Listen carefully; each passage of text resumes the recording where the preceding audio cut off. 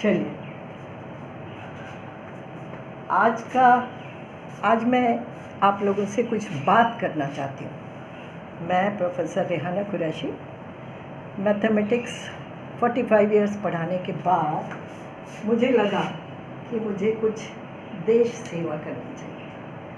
तो मैं कैसे कर सकती हूँ, अपना कंट्रीब्यूशन कैसे दे सकती हूँ। तो मैंने सोचा चलो ये कुछ वीडियो बनाते हैं जो बच्चों को मोटिवेट करे कि वो स्किल डेवलप करें। ठीक है, तो मैं मैकेनिक्स में इंटरेस्ट रखती हूँ और मैंने पूरा अपना 45 इयर्स मैकेनिक्स पढ़ाया भी है और मेरी रिसर्च भी इसी पे है। तो मुझे ये बहुत फैसिनेटिंग लगता है। अच्छा, अब ये फैसिनेटिंग क्यों लगता है? इसलिए लगता है क्योंकि जब मैं छोटी सी थी तो एक गांव में रहती थी। दूर देखती थी कि पहाड़ जो हैं वो ज़मीन से मिल रहे हैं। तो मुझे लगता था ये तो बड़ी अच्छी बात है, चलो थोड़ा दौड़ते हैं, दौड़ के चलेंगे, छू लेंगे पहाड़ को, आसमान को छू लेंगे, आसमान ज़मीन से मिल रहा है, ऐसा दिखाई देता है। आप कभी गांव में जाइए, शांति से देखिए तो आपको ये दिखेगा। तो आसमान ज़मीन से क्यों नहीं मिलता? इस क्यों ने मेरे में जिज्ञासा जगाई। उसके बाद मैंने इस क्यों का जवाब खोजने के लिए बहुत पढ़ा, इतना पढ़ा, जो किताब हाथ में आ जाती, जिस सब्जेक्ट की भी आ जाती, मैं पढ़ने बैठ जाती। ठीक है, लेकिन मुझे इंटरेस्ट तो इसी में था, मैथमेटिक्स में था।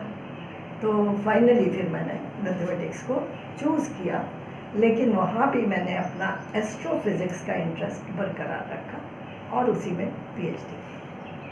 चलिए, तो हम आपको मैकेनिक्स पढ़ाने वाले हैं। तो सबसे पहले मैकेनिक्स पढ़ाने से पहले आपको थोड़ा उसमें इंटरेस्ट आना चाहिए। मैकेनिक्स है क्या, क्यों पढ़ें आप, इससे आपको क्या फ़ायदा मिलेगा। ठीक है, तो मैकेनिक्स होता क्या है? It is a game of forces. बहुत सारे गेम फोर्सेस हैं, आप उनसे खेल रहे हो, ये मैकेनिक्स है। वो सारे फोर्सेस अगर एक ऑब्जेक्ट को स्थिर रखने में कामयाब हो जाते हैं, बॉडी स्थिर रहती है, सारे फोर्सेस उस पर अटैक करते हैं, यहाँ से वहाँ से, लेकिन बॉडी तब पे भी स्थिर रहती है, तो इसको कहते हैं स्टैटिक्स। ठीक है, और बॉडी अगर मूव करने लगती है तो उसको कहते हैं डायनेमिक्स। क्यों मूव करती है, ये डायनेमिक्स का विषय है। कैसे मूव करती है, उसको फिर एक काइनेमेटिक्स कहते हैं। कैसे, क्यों, कैसे, क्यों, तो क्यों और कैसे ही है जो आपके साइंस की रीढ़ की हड्डी है। ठीक है, तो साइंटिफिक तरीके से अगर आप सोचोगे तो क्या सोचोगे? जो कुछ भी हो रहा है वो क्यों हो रहा है, कैसे हो रहा है और कैसे होना चाहिए, आगे कैसे होगा, ये साइंटिफिक अप्रोच है। अब चूँकि मैं फोर्सेस की बात कर रही हूँ, तो आपके पास मान लीजिए ढेर सारी बॉल्स हैं, आप उसके साथ खेल रहे हैं। आपने इस बॉल को धक्का दिया, बॉल यहाँ गई, यहाँ पे रुक गई। क्यों रुक गई?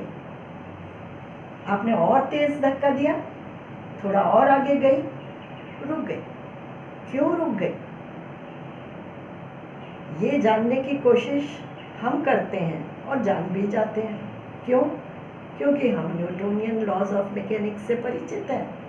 लेकिन एक ज़माना ये था कि लोगों को नहीं पता था, न्यूटन पैदा नहीं हुआ था, न्यूटन ने लॉज नहीं बनाए थे। तब ये सवाल क्यों था। अब ये क्यों है आपको पता है।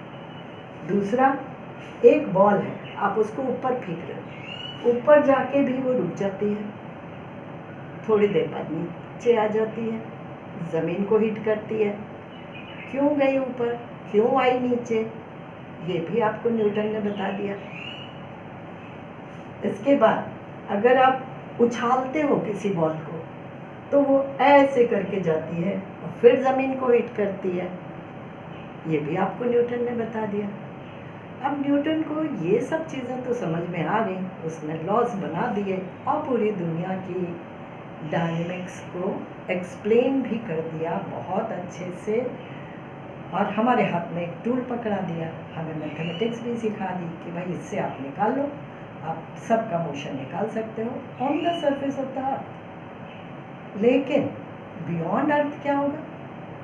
तब फिर न्यूटन ने सोचना शुरू किया बियॉन्ड अर्थ क्या होगा। ठीक है, ये सवाल तो अभी बना ही हुआ है। तो उसने एक एक्सपेरिमेंट डिज़ाइन किया। ये एक्सपेरिमेंट लैब में नहीं हो सकता, ऐसे भी एक्सपेरिमेंट होते हैं जो मैथमेटिशियन डिज़ाइन करते हैं, थॉट एक्सपेरिमेंट्स होते हैं और उनके बिना पे बहुत कुछ प्रूव कर ले जाते हैं। तो न्यूटन ने एक एक्सपेरिमेंट डिज़ाइन किया। उसने कहा मान लीजिए आप एक पहाड़ पे बैठे हैं, वहाँ से पत्थर फेंक रहे हैं, आपने एक पत्थर फेंका, यहाँ गिरा, ज़मीन को हिट किया, दूसरा फेंका, यहाँ गिरा, ज़मीन को हिट किया, और तेज़ी से फेंका और दूर गिरा, ज़मीन को हिट किया। अगर आप और तेज़ी से फेंको तो क्या हो जाएगा? क्या हो जाएगा? वो ज़मीन को कभी हिट ही नहीं करेगा। क्यों नहीं करेगा? क्योंकि अर्थ तो रोटेट कर रही है। जहाँ उसने हिट करना है वो आगे चला गया, फिर और आगे चला गया, फिर और आगे चला गया, और जो स्पेस टाइम है वो कर्व है। अर्थ के सरफेस पे बेशक वो सीधा सीधा है, लेकिन बियॉन्ड अर्थ लार्ज स्केल मैक्रोस्कोपिक लेवल पे जो स्पेस टाइम है वो कर्व्ड स्पेस टाइम है। तो पार्टिकल जो है वो कभी भी ज़मीन को हिट नहीं करेगा, वो घूमता ही रहेगा और उसी पॉइंट पे वापस आ जाएगा।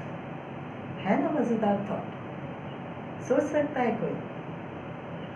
ये साइंस के दिमाग का कमाल है। और किस एज में ये कमाल किया जाता है? आप ही की एज में। बुढ़ापे में नहीं होता, ये यंग एज में कमाल किया जाता है। ऐसे नए आइडियाज़ जो दुनिया को एक्सप्लेन कर जाए। आइंस्टीन ने इससे भी बड़ा कमाल किया, वो मैं आपको अभी नहीं बताने जा रही हूँ, वो मैं बाद में बताऊँगी। उसका पूरी दुनिया लोहा मानती है, और वो कमाल भी उन्होंने कब किया? At the age of below 30। ठीक है, क्यों? क्योंकि दिमाग आपका ताज़ा होता है और दिमाग में नए थॉट्स आते हैं। आप सोचते रहिए, सोचते रहिए, सोचते रहिए, कुछ नया आपके दिमाग में आया। तो इस तरह से आपको सोचना है। अच्छा, जहाँ तक आपका डायनेमिक्स या स्टैटिक्स पढ़ने का सवाल है, आप एक बुक ले लीजिए, जो भी आपकी टेक्स्ट है, सिर्फ एक पेज पढ़िए, वर्ड बाय वर्ड उसको समझिए, दिन भर उस पर सोचिए, गौर करिए, शाम में रात में बैठ के उसको रिप्रोड्यूस करिए बिना देखे अपनी लैंग्वेज में, फिर देखिए कि क्या हुआ। ठीक है, तो इस तरह से पढ़ेंगे तो चीज़ें आपको इंटरेस्टिंग भी लगेंगी और पे भी करेंगी, आपकी स्किल को डेवलप करेंगी।